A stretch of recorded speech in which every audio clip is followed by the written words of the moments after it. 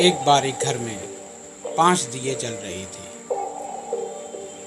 एक बार की बात है, एक दिन एक दिए ने कहा, इतना जलकर भी मेरी रोशनी की लोगों को कोई कदर नहीं है।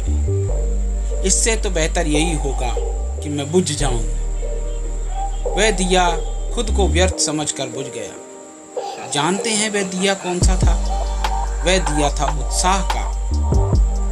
उत्साह का प्रतीक होने के बावजूद वह दिया बुझ गया। यह देख करके दूसरा दिया, जो कि शांति का प्रतीक था, कहने लगा, मुझे भी अब बुझ जाना चाहिए। निरंतर शांति की रोशनी देने के बावजूद भी लोग हिंसा कर रहे हैं। और यह कह करके शांति का दिया भी बुझ गया।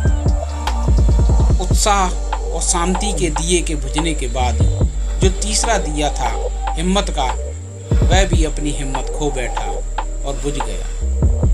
उत्साह, शांति और अब हिम्मत के न रहने पर चौथे दिए ने भी स्वयं को बुझाना ही उचित समझा और चौथा दिया जो था वह समृद्धि का प्रतीक था, वह भी बुझ गया।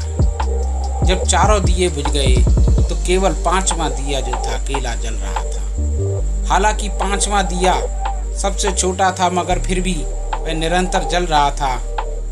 तभी उस घर में एक लड़के ने प्रवेश किया।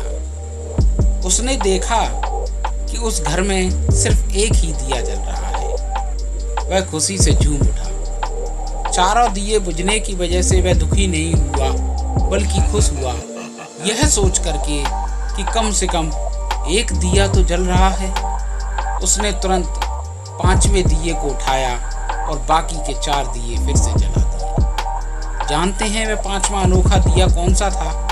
वह था उम्मीद का। इसीलिए अपने घर में, अपने मन में हमेशा उम्मीद का दिया जलाए रखिए। चाहे सब कुछ मिट जाए, सारे दिए बुझ जाएं, लेकिन उम्मीद का दिया कभी नहीं बुझना चाहिए। यही एक दिया काफ़ी है बाकी सभी दियों को जलाने के लिए। सब कुछ जल्द ही सामान्य होगा अगर आपने उम्मीद का दिया जलाए रखा।